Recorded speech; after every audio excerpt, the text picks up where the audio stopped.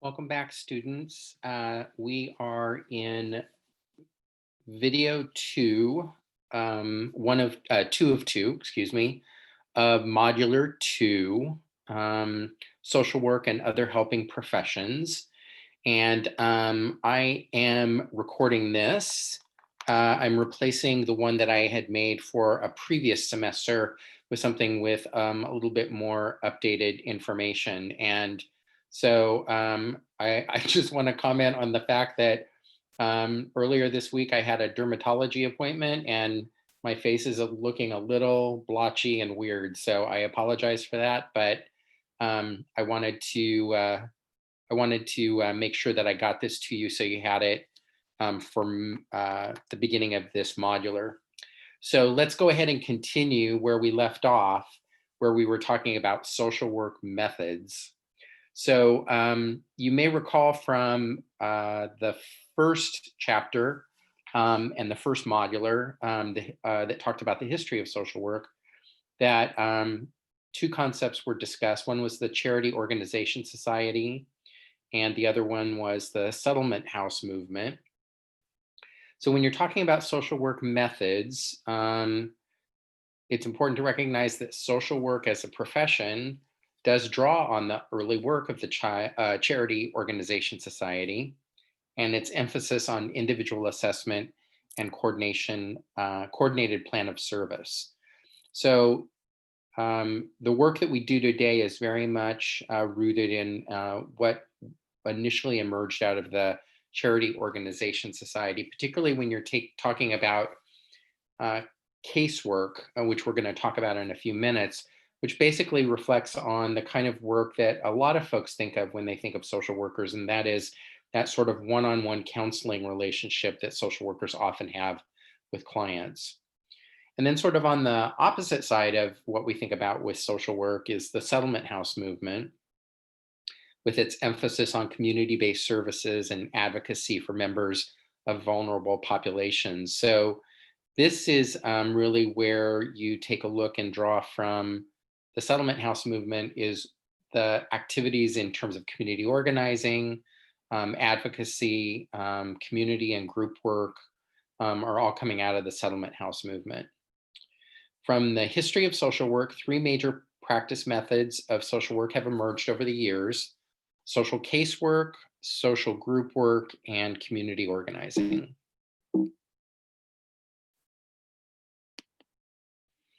So those social work methods, casework with mostly individuals and families, is a method of social work involving face-to-face contact with individuals, families, groups and organizations, and actual provision of services by the social worker for the purpose of addressing unmet needs, also referred to as direct practice or social casework. So again, this is the work that social workers often do one-on-one with individuals, families more often, and individuals more often than say groups or organizations.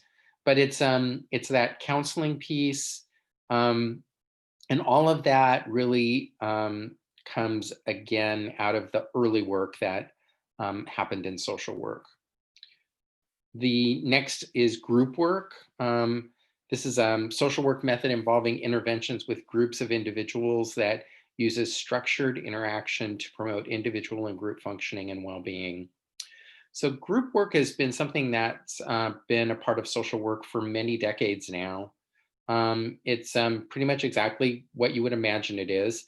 And in fact, it has been shown to be one of the most effective means of being able to help support clients through challenging times or help them find direction in terms of issues that they may be dealing with. Some of you may have been part of groups in the past, and groups can take on a variety of different kinds of structures, or they can focus on a variety of different kinds of issues. Some of the ways that group work is done and what it comes together might be around people who have experienced loss. So people who are grieving the loss of a loved one. It may come around people who have something in common around alcohol and drug use. It could be a group of students who are maybe struggling academically that are coming together. And the thing that's always interesting about group work is the role that the social worker actually plays. And um, it's important to recognize that, quite honestly, people who participate in groups may actually find that they learn and gain as much from the other participants as they group in the group as they would from the social worker who might be facilitating the group. And I think that's the key piece about thinking about the role of a social worker in a group setting, is that whole idea of facilitating. They're the ones who are sort of making sure that the group is progressing, that there's equity in the group, that people who maybe aren't participating at the same level as others are encouraged to participate. Um, it's important to have somebody who can kind of advise the group, okay, well, it's time to move on. And so people don't get stuck too long sort of in one particular area. But again, the insight that people may experience from being a part of a group, again, may come as much, if not more, from the information that's shared by the other members of the group as much as they might learn from the social worker themselves. So community organizing, this is a method of social work practice that involves the development of community resources to meet human need. So this is the kind of work that where your client is actually a community.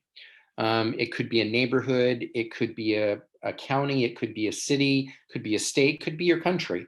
But community organizing is really about the work that kind of comes from often an assessment effort, or maybe sometimes out of a unique need. Sometimes you learn, that there is a particular need that a community has after there is some kind of natural disaster that happens, or maybe there is all of a sudden, something that's happening around injustice, or a shooting of some kind, that where all of a sudden it's recognized that this has been a pattern, or there's a tendency or a trend that these kinds of things are happening in a particular given community or neighborhood. And so the community organizer, or the person who's involved in community organization, is often going to be working off of some baseline assessment work that might be done. It becomes important to recognize who the leaders within a given community might be. And the thing that's interesting to think about with community organizing is you have formal community leaders, but it's also important to recognize informal community leaders. So your formal community leaders, possibly maybe in a city, might be the mayor, might be district attorney, it could be members of the city council. Those would be the folks that you might think of as the more formalized community leaders. But it's interesting, because when you start to talk to people in the community and you ask them who do they talk to when they have questions, it may be not the mayor, the city council, or the district attorney. It might be the barber. It might be the pastor of the church that's maybe very predominant in the community. So it could be a variety of different people who maybe are not seen in sort of a traditional leadership role, but that are viewed by the community members as leaders in the community. There's often a recognized need for change to happen in a given community, and that's what the community organization is all about. And it's important to recognize with community organization that it is often very long, it's years and years and years of work with small successes that kind of move you along. But it definitely is something that takes an investment of time and resources. And we're going to talk more about it in an upcoming modular. Research is another important social work method. Um, we are, as social workers, we're not building widgets. We're not putting something together that we put together the same way last year, and not working in a factory kind of putting together these things that whatever, however we do it today is going to be the same way we're going to be doing it 10 years from now.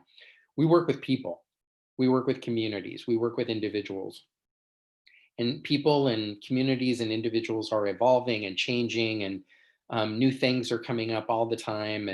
And so it becomes important that there's always a group of social workers that are working from a research capacity. There are emerging issues. Obviously, the one that we've been experiencing over the past several months has been the COVID pandemic.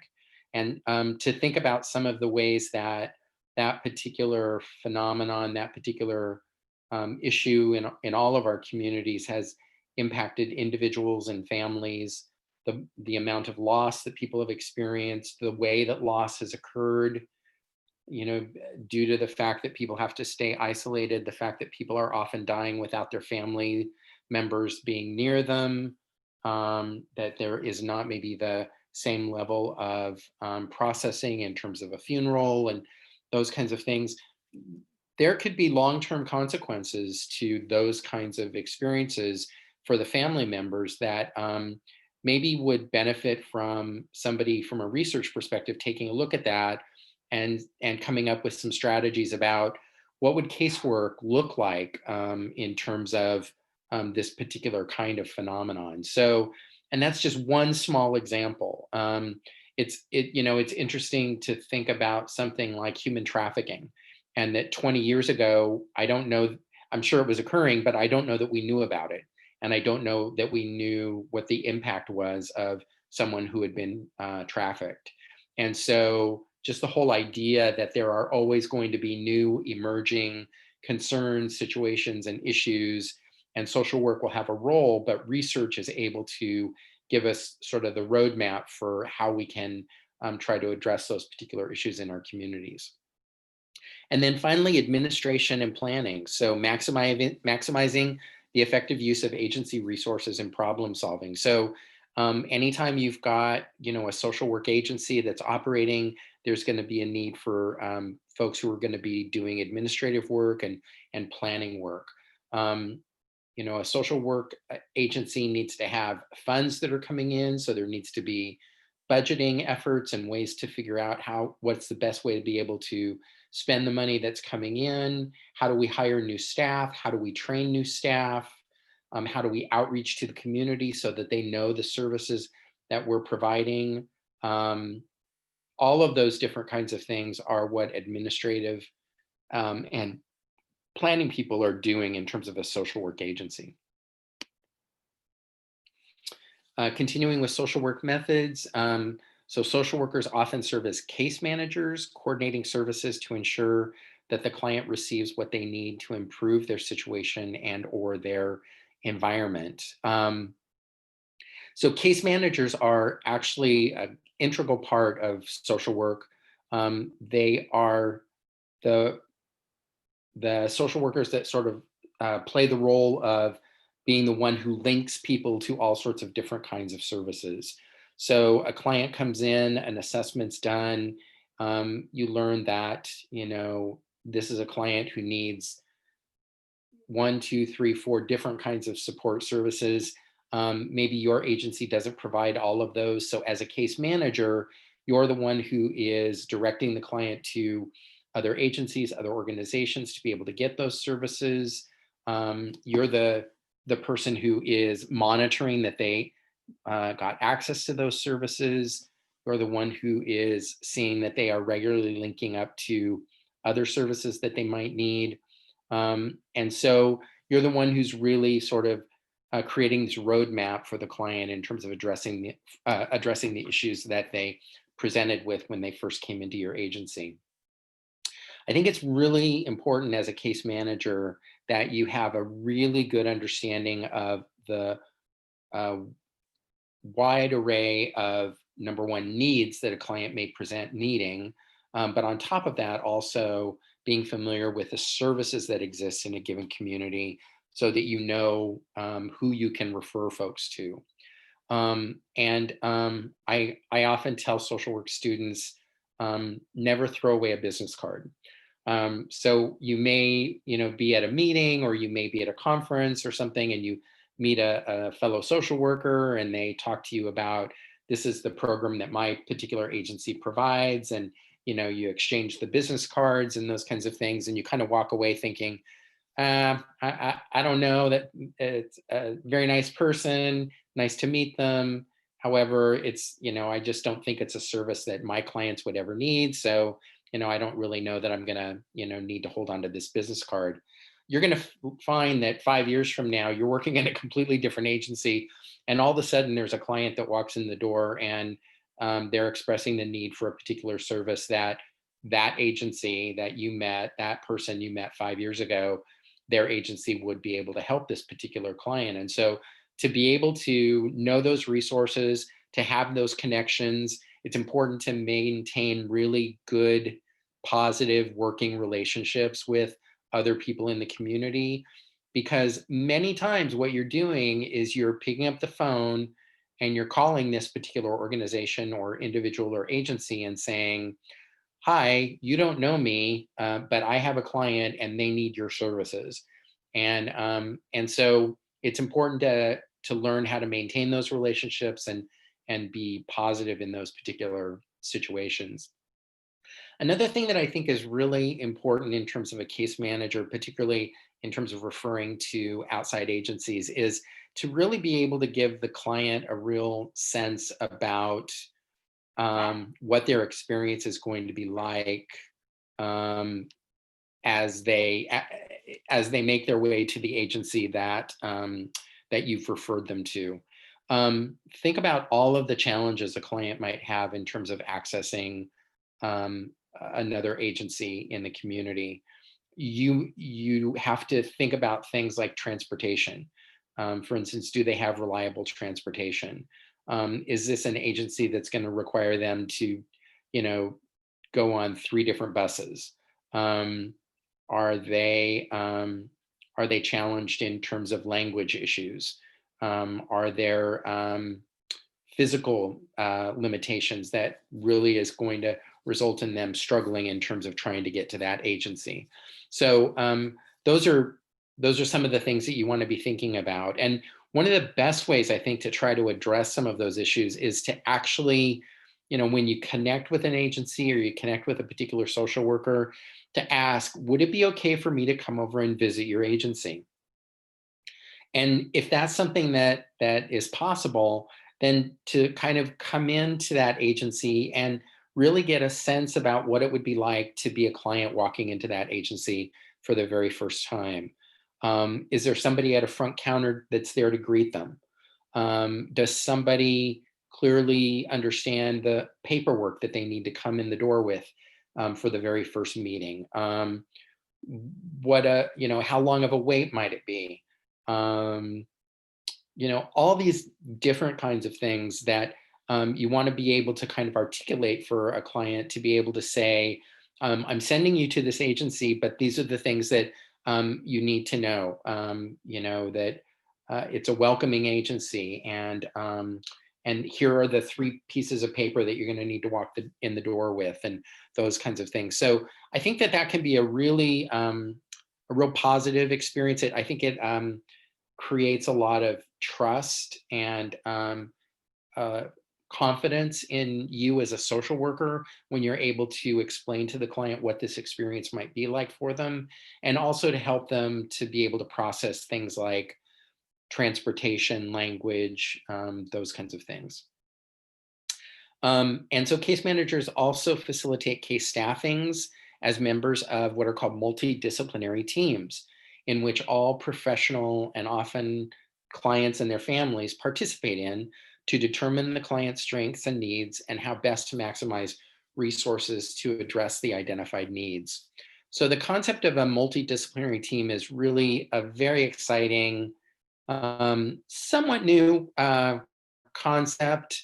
And I wanted to share with you my own personal experience of being part of a multidisciplinary team. So, and I'm going to age myself here a little bit, but a number of years ago, I worked for Fresno County Department of Public Health, and I was working in the HIV/AIDS programs at the Public Health Department.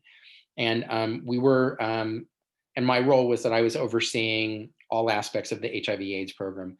And I'll let you know that this was in the middle of probably the period of time in history when AIDS was relatively new, HIV was relatively new. We didn't have a lot of treatments. We had a lot of folks who were dying. It was just we were just right in the middle of probably the worst series of several years of the epidemic at that particular time. Um, and so I had responsibility for everything from outreach and education to our HIV testing program. And we had a fairly significant client services program that we also ran out of the public health department. And so we developed this multidisciplinary team, and the team was comprised of a variety of different people from a variety of different disciplines, obviously. So we had a nurse who was sort of managing the client, and we had about 100 clients at the time. So we had a nurse who was managing the client's medical needs. We had a case manager who was coordinating all of their services. We had a counselor who was providing mental health services. We had a health educator. So here was a person who was providing information and education on everything from nutrition to safer sex to educating them about their meds and different kinds of things like that. We brought in a substance abuse counselor because we had found that a number of our clients were struggling with substance abuse issues. And then there was myself as the administrator. So we had all of these folks that were all working with this same group of 100 clients. And we would do these things called case staffings. And so once a week, we would bring in the whole team, and we would pick one or two cases, and we would just spend some time talking about these particular cases and what was going on for those particular clients. And because everybody came from a different perspective and a different discipline, they often had information to share with the other members of the team that was really helpful. So, for instance, the nurse to be able to help the health educator in terms of understanding what the client was going through medically, really helped the health educator to know what maybe that person needed to be educated on. So there was a great exchange of information.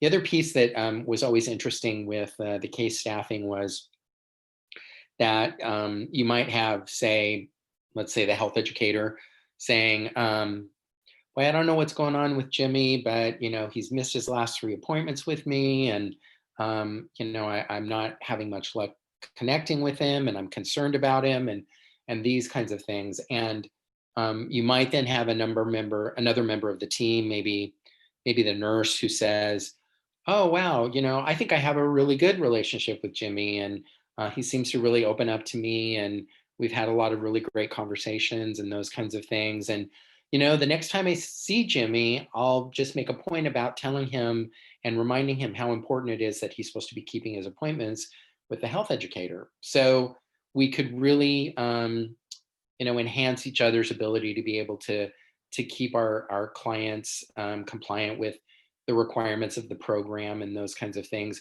But it all had to do with just being able to come together in a case staffing and be able to exchange our experiences and our ideas. So that's what case staffing and that multidisciplinary team approach is all about. So professional issues in social work, just some general definitions. It's important that you understand the definition of social agencies, which is organizations whose primary focus is to address social problems. Social workers with various levels of degrees and experience operate in a variety of different kinds of social work practices. So you have everything from a bachelor's in social work to a master's in social work to either a PhD or a doctorate in social work.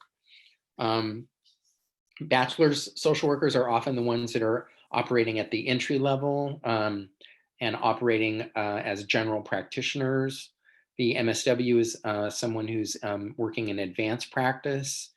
MSWs are often also the individuals who are moving into administrative roles in terms of a social work agency. And then you have doctors of social work or PhDs that are working in advanced practice research and teaching. Social work careers, one of the fastest growing professions. The growth areas under social work include areas around healthcare and aging. Fields of practice include everything from child welfare, health, corrections, substance abuse, developmental disabilities, family counseling, public assistance programs in both private and public agencies and settings.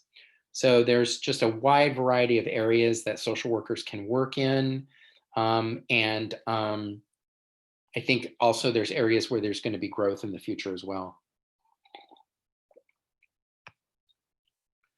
And one of the things I just wanted to touch on is that people often kind of wonder, well, what's the difference between getting a degree in social work and, say, getting a degree in sociology or psychology or something like that? And I think as you work through the semester, I hope what you're going to see is sort of the breadth and depth of opportunities that you have with a degree in social work. I think is broader and gives you more opportunities than what you might see in another particular discipline like psychology or sociology.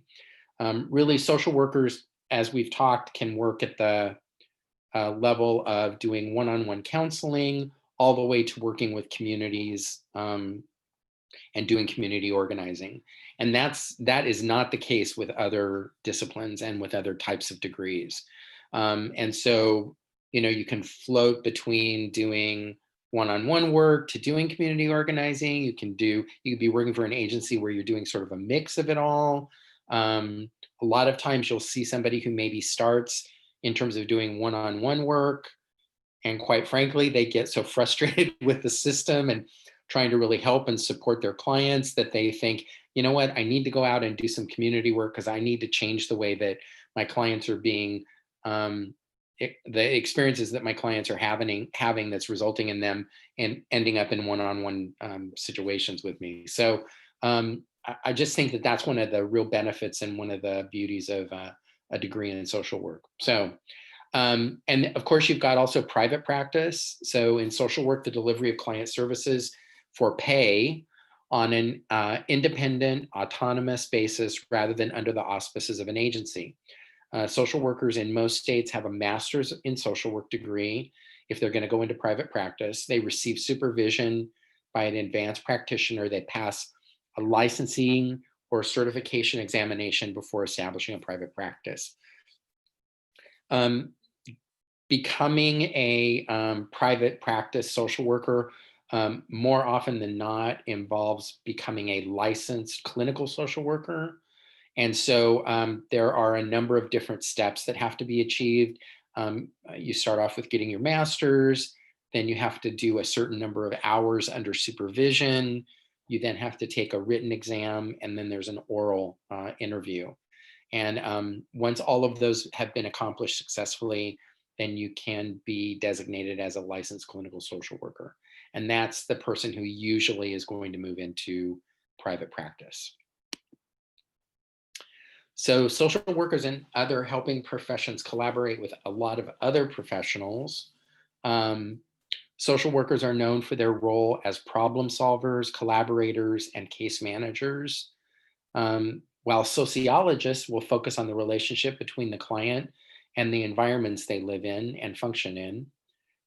Social workers have obviously borrowed a lot of ideas from sociology because we as social workers also look at the environments that our clients operate within and try to help support them to either find ways to adapt and to be able to be successful in those environments, or ways to be able to make changes in those environments so they can be more successful. And social workers collaborate with psychiatrists and psychologists, pastoral counselors, employment counselors, sociologists, school and rehabilitative counselors, and even attorneys and nurses. So again, the disciplines that we often collaborate with: psychiatry, pastoral counselors, sociologists, and we talked about multidisciplinary teams. There is a great need for professional diversity within the discipline of social work or the career of social work. Clients need attention from practitioners from a variety of areas and expertise. Specialization is important given diverse needs of clients. Cooperation and respect among professionals is critical. So it's important to recognize that not every client is necessarily going to be most benefited from you as a social worker. And it really doesn't have anything to do with your skill set or your commitment to the client. It has to do with things like language, culture, gender, sexual orientation. It has to do with really finding the best fit for that particular client regarding that particular need. So a lot of social workers who maybe have gone into private practice or doing more casework have become very much an expert on a variety of different issues. So, for instance, you may have a social worker who has had a lot of experience with um, child sexual abuse. And so if that person exists in your community and you have a client who comes in who is looking for counseling services around that particular issue, if there's somebody else in the community who has more experience and a broader perspective relative to that particular issue, and you can get them referred to that particular social worker, why not? I think that would be the best way for you to be able to serve that particular client. Um, it may be that, for instance, a Latina may benefit more from a female Latina as a counselor or as a case manager. And so while it's not always possible because there's not always a somebody in your community who is the best fit for one particular given person, anything that you can do to become aware of all of the different providers in the community and what their expertise is. And then as you begin to work with clients and you begin to learn about what their needs are, to be able to try to link um, those clients with maybe somebody who is well suited to them, again, due to gender, ethnicity, sexual orientation, expertise. I think it's just in the best interest of the client. Um, so how are social workers different? We've talked a little bit about this, but social workers advocate a holistic approach with the goal of enhancing the client's strengths. We want to be able to recognize the strengths that a client has, their ability to be able to make change in their own lives when necessary, and help them to recognize that they have that strength and that they can use it to be able to address the issue that maybe has brought them in for services, at this particular time. Recognizing that the stress the client is experiencing may be generated by a lack of resources as well as internal conflict. Social workers may offer their clients concrete resources such as help in locating a job or adequate housing, healthcare services, childcare, or other needed services. So again, that's wearing one of those hats, the various roles that social workers play, because sometimes you are working with them in terms of emotional or psychological issues that they present with, but sometimes you're really just helping them in terms of some practical skills, such as locating a job or finding adequate housing. Once those resource issues are addressed, a social worker could then provide therapy to focus on the internal conflicts the client is experiencing. So again, once you're able to address some of these practical issues, it allows the client to feel more comfortable in terms of maybe addressing some of the more challenging issues that could be addressed in a therapeutic relationship. If needed, a social worker might refer the client to another professional for ongoing counseling. We just talked about that. The different roles that the generalist social worker practitioner plays include such roles as advocate, broker, enabler, case manager, intervener. All of these may be essential. These roles create an environment in which individual clients, as well as families and communities, eventually can address their own needs. And the client learns from the social worker skills that will empower them in the future to address future challenges they may experience. I think it's interesting to recognize the fact that all of us did not necessarily have the same experience as a child or the same opportunities for a variety of reasons. Maybe because we were living in poverty, we were living in a dysfunctional family, we were, just experiencing a different kind of childhood that resulted in the fact that maybe there were a lot of things that most folks would assume a parent teaches a child as they grow up and mature, that in this particular situation just did not happen. So you may find yourself, in a counseling session with a 45-year-old guy who doesn't know how to balance a checkbook or who doesn't know how to fill out a job application or who doesn't know how to prepare a meal or clean a house or even have a social interaction with a somebody that they've never met before. So you think about those kinds of things as skills or tasks that we learn as we're growing up. Um, how do you get along with people in a work environment? Maybe you have a client who's habitually having trouble maintaining employment because nobody's ever really told them, you don't, you need to control your anger in a work environment, or you need to not use profanity, or you have to show up on time and you don't leave early, and you have to get all your work done in order to be able to keep your job.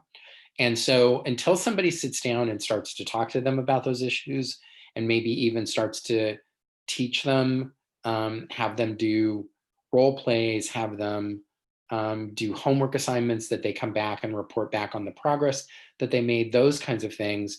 Those are the kinds of often skills that a social worker may be teaching a client that will, in the long run, do as much for them as any kind of therapeutic work that you might find yourself doing with them as well. So, um, so a big piece of what we're going to be talking about throughout the semester is this concept of generalist practice. And a generalist practice social worker is kind of exactly what we're talking about. It's a person who ends up being able to be relatively competent in a variety of different kinds of focus areas that social work is involved with. So social workers are familiar with the techniques related to direct practice with individuals, families, and groups, as well as the practice in organizations and communities. They're familiar with organizing, planning, administration, and policy analysis and advocacy that are included as areas of focus for many social work practitioners. And research skills are essential for identifying unmet needs, developing human service programs, and evaluating practice effectiveness. If you choose to move forward with a bachelor's degree in social work and then maybe even a master's degree in social work, um, every school of social work is going to have sort of a balance of both doing, getting you ready to be able to do casework as well as community work. And so some schools of social work will have you reach a certain point in terms of your academic experience, and you may choose, I think I want to focus more on casework, or I want to focus more on uh, community work. And you may then find yourself on a bit of a different track relative to the classes that you take. So one track may have more of an emphasis on the casework, while another may have more of an emphasis on the community work. But you're always going to be learning a little bit about both aspects of social work. And so that's important to recognize, why you become such a generalist, why you have the ability to be able to do both casework as well as community work. Roles played by generalist social workers, we've talked a little bit about this, but everything from advocates, brokers, case managers, counselors, enablers, evaluators, and problem solvers. Okay, so that concludes the video 2 for modular 2. There are more materials for you to review in the modular, as well as a discussion board and also a quiz. I hope you found the lecture and the PowerPoint useful, and we'll talk with you guys again next week when we move into modular 3.